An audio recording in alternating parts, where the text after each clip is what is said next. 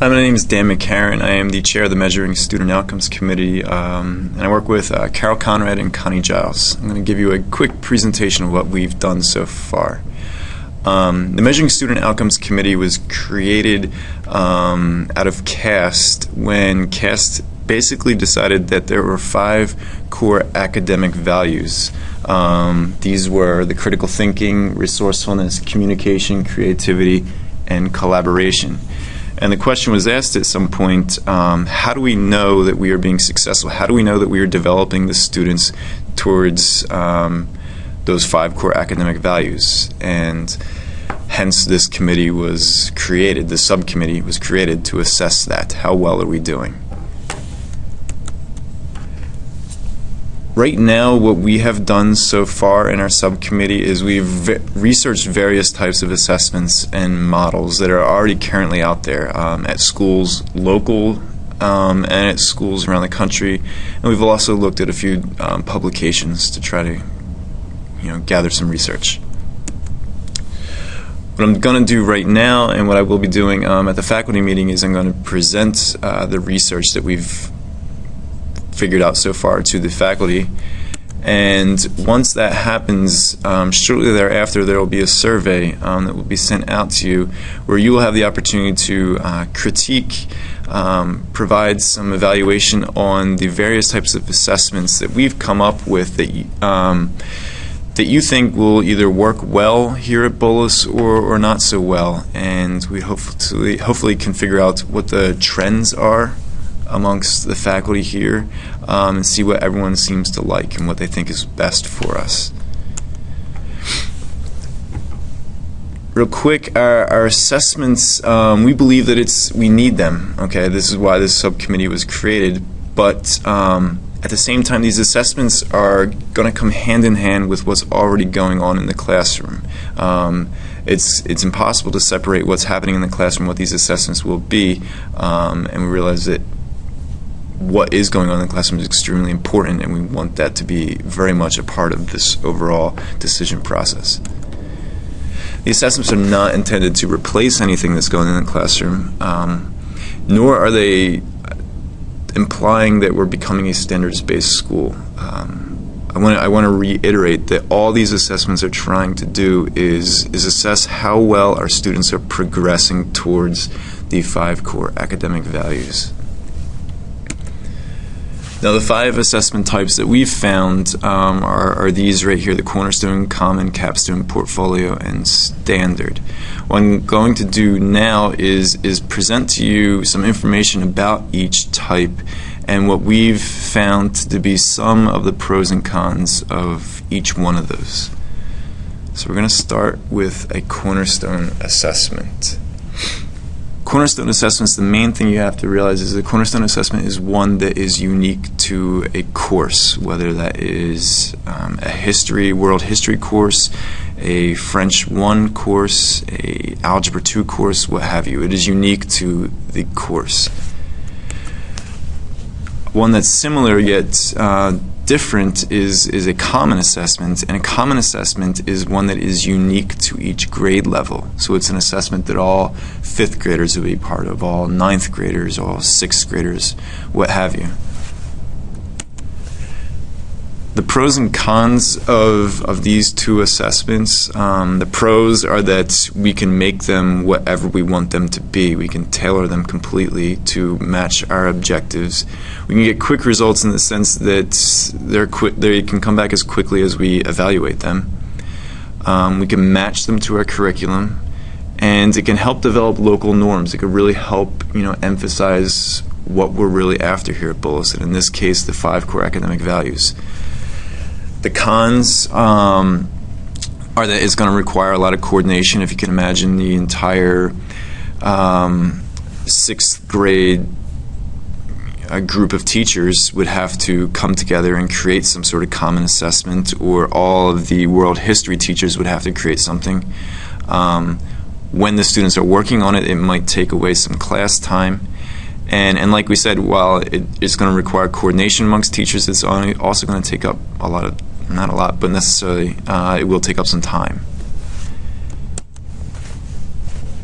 The next type of assessment is the capstone assessment. These are basically a large project that would occur at the end of each division. Pros and cons of these are, the pros, it's very comprehensive. It can include a whole range of information. It's going to show the abilities that the students have developed. It's going to be creative and completely student-driven, and it would involve all the faculty in the sense that when a student creates this project, something that probably would be something they're working on all year long, there's going to be faculty members involved in helping them along the way and advising them, and then there are going to be faculty members involved in evaluating that student when he or she presents it at the end of their division. The cons are that it potentially could be costly to students. They're going to have to do and gather things outside of school. It's going to be time consuming. It's going to take potentially an entire year that the student will be working on it.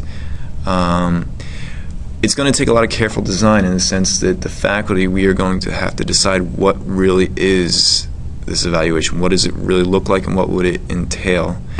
And then when we evaluate it / grade it at the end, it's going to be subjective, but we need to make sure that the teachers that are evaluating each one are on the same page and are able to evaluate it by looking for the same things. So we would need to be potentially trained, or we would need a workshop to make sure we know how to evaluate these properly. Next type of assessment is a portfolio assessment, and this is basically where students are gathering artifacts all year long that they're including in a portfolio, whether it's literally a binder or an online portfolio of some sort where they gather all the information there. And these are artifacts that they believe, along with advising from teachers, artifacts that they believe demonstrates their development according to the 5 core academic standards. It shows how creative they are, how resourceful they are, what have you. There's a whole bunch of pros and cons with this type of assessment. First, from the pros, it can identify strengths and weaknesses of students. You can see if a student really is emphasizing math artifacts versus history artifacts versus science. You can see progression. You can compare a math artifact in October to one in May, and you can see how well they've developed their resourcefulness or creativity over those months. The students are going to be reviewing and evaluating constantly. They're always going to be looking at their portfolio and see what's in it, how well does it demonstrate their progression. It wouldn't be very time intensive nor labor intensive. A lot of these artifacts would probably be just collections of things that are already taking place in the classroom. The teachers are already assigning the students, and they choose which ones they would like to put in their portfolio. And it definitely increases student participation. They are going to be in charge, for the most part, of what they put in. Cons is that it's going to be time consuming for evaluators. If you can imagine a whole bunch of portfolios at the end of the year, pretty thick, that will have to be evaluated. What's in those portfolios can vary. Do students remember to include things in their portfolio? How are we going to gather meaningful data from whatever they provide us? How are we going to quantify it and qualify it? And we need to make sure that there is some standard rubric that all faculty members are using when they are evaluating the student's portfolio. Finally, the last type of assessment that we've seen is basically a standard assessment, standardized assessment, which is an exam written by some outside organization that in some way evaluates our students' progression towards the 5 core academic values. It's not designed to assess their content knowledge. It's strictly to evaluate their development towards the values, the academic values.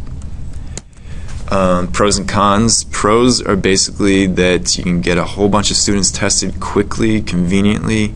It will be scored objectively. It can provide reference in the sense that it can compare our students to students at other schools, and it requires very little time to develop because it's basically already written for us. The cons are this: it's extremely superficial. It's going to be very difficult, if not impossible, to find an exam that does evaluate all 4 core academic values. It will be costly. The school will have to pay for them. It's summative, and it brings in the question of norm reference versus criterion reference data, meaning norm reference in the sense that this would compare our students to other students, but it won't really compare how well they've developed over the year. So those are the 5 types of assessments that we've found. We created this slide right here as a way to kind of help us remember the differences between them. Portfolio and standard assessments are pretty self-explanatory. I think most of us know what a portfolio could look like, and a standardized test, we all know what those are. Capstone, Common, and Cornerstone, however, the ones that are most confused. And the thing just to remember is Cornerstone, that is unique to grade level. Cornerstone is unique to course, or Common is unique to grade level. And Capstone is some all-encompassing project that would occur at the end of division. And that is it. Thank you.